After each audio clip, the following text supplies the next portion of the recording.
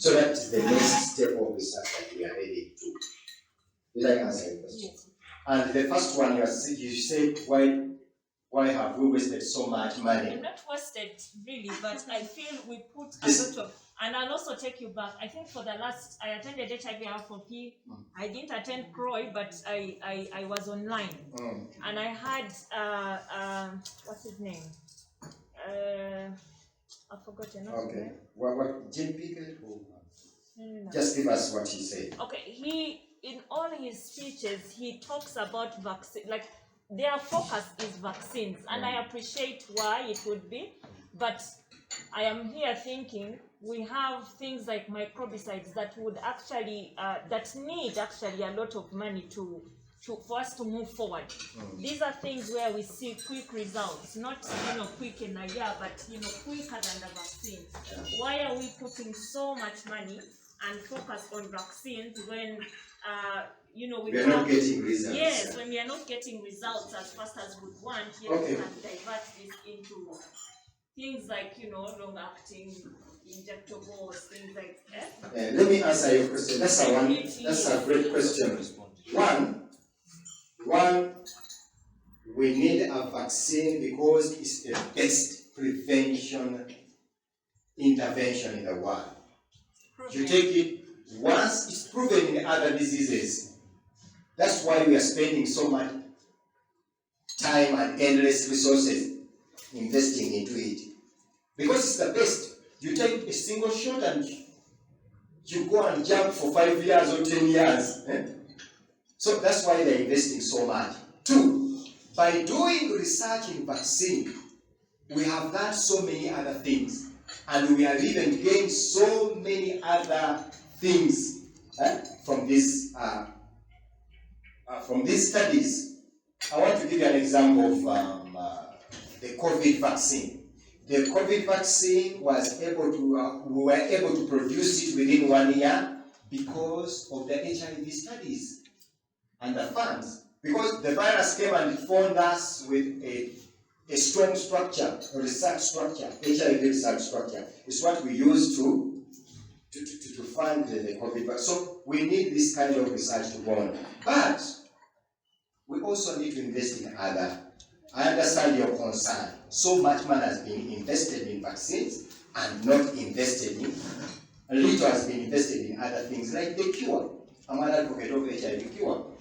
But billions are in vaccine and millions are in cure.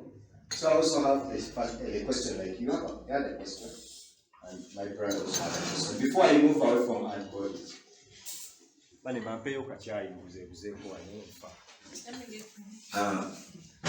Yes, thank you so much for this new research that is coming up. But I need to learn more when it comes to these antibodies and PrEP. What's the difference? The difference between what? And these are new antibodies that are being made. And PrEP. And PrEP. Okay. What is the difference between the antibodies, I'm talking about the VRS1, and PrEP? Are we together? So, the difference is that with PrEP you have to take it every day, isn't it? With PrEP you have to take it every day. That's one of the differences. But with this VRS1, you are injected VRS1, go and have fun for like a month without it. So you don't take it every day. That's one of the differences. So PrEP, Truvada, like you're talking about Truvada, isn't it? It's an antiviral drug, but this is an antibody. So that's one of the differences. The other one is just an antiviral drug, but this is an antibody. That's why I said, with research, for the last 25 years, we've been spending money to look for a drug which can prevent you from acquiring, which can help your immune system to produce antibodies so that you don't get HIV. So researchers say, why waste so much time and resources, like she has said? Why don't we bypass? And instead of giving you the drug so that it can stimulate your immune system, let us just give you the antibody directly. Antibody, where do they get that antibody? They looked at a person who has lived with HIV for 10 years, not on the medication, and is not falling sick. And they checked and they realized that he had special antibodies which are helping him not get sickness. So they removed some of these antibodies, they took them in a laboratory, did some modification to make them broader, and then these are the antibodies that we are going to infuse in you. Did I answer the question?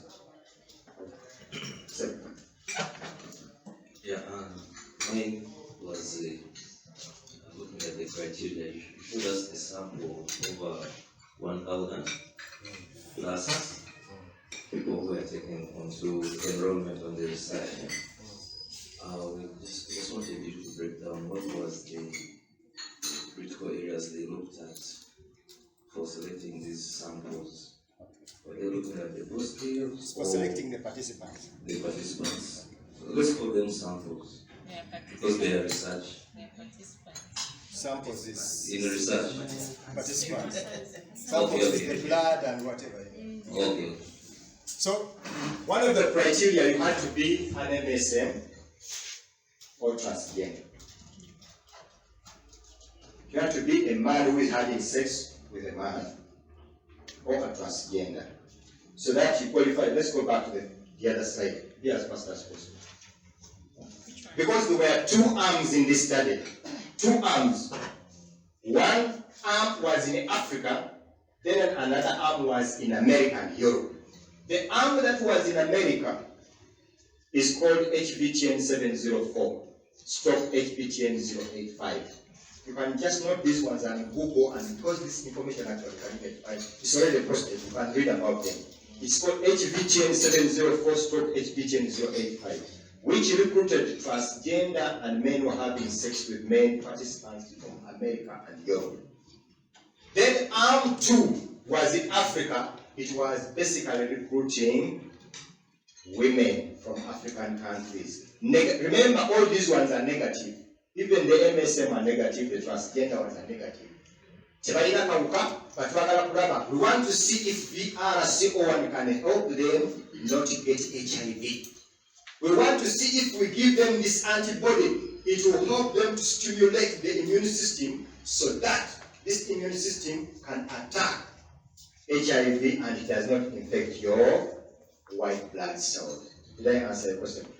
Another criteria, you have to be a lady, not pregnant. Train up whether pregnant to enter in this study. Yeah? You must be an adult above 18 years of age. In other words, you must consent, because there is an uninformed consent which you sign, and you cannot sign it if you are below the required age. Any question? Yes, Mama.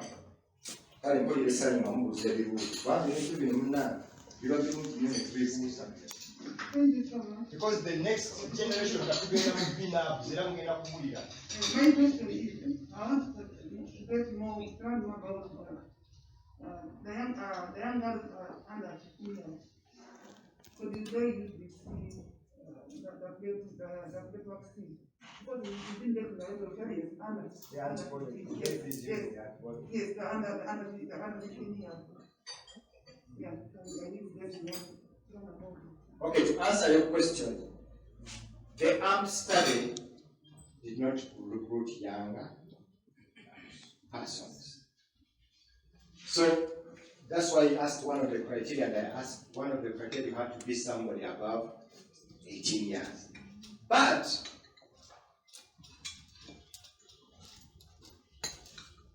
there will be study in the future to deal with young persons.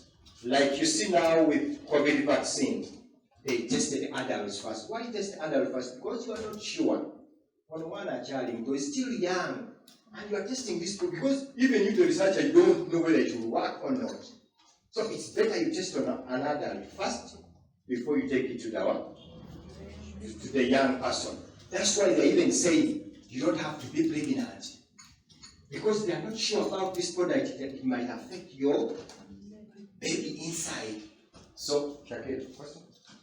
Mine was a continuation of her question. We've noticed that in research, women and young people, we usually lag behind. Usually it is men who, they first test the men, and then women will come in later. And that is an area of advocacy that even us women, we want to be included in the researches. We want to have results at the same time. You know, we want, if we're trying to find out a new drug, and it is something that was of broad discussion at the CROI, how can we have young women and women in general included in these researches, such that we have fast-moving results, such that we don't wait for does it work in men, and then we move to the women, and then we move to other groups. Yeah, that's a very important concern, and I hope you are noting some of the concerns from our presentation so that we can even share them with the AVAC team. It's unfortunate Angela is not here yet. But another question before we leave this? Any question? Have you understood everything? You got everything? Simply? Mine is not more of a question, but what you say when she asked why aren't young women included, you are like, it's because they're still young. You don't know, so they first test on an older person, which I get it now. Before I was actually also wondering, but if it's like that, it actually makes sense, because if you test it on a mother or a young woman, this is the next generation.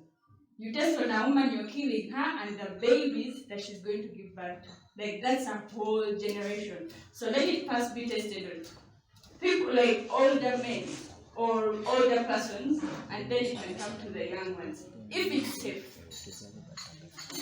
Agree to disagree. I thought that's what you said. I thought that's what you We said. have what they call impact. Impact is a network that deals with young persons. Now here research, here impact also weights the adult research. Are we together? Like you are seeing in COVID, in America now they are testing children to see whether Pfizer and the Moderna vaccine can help them not get the COVID. But for adults, they did it last year. So,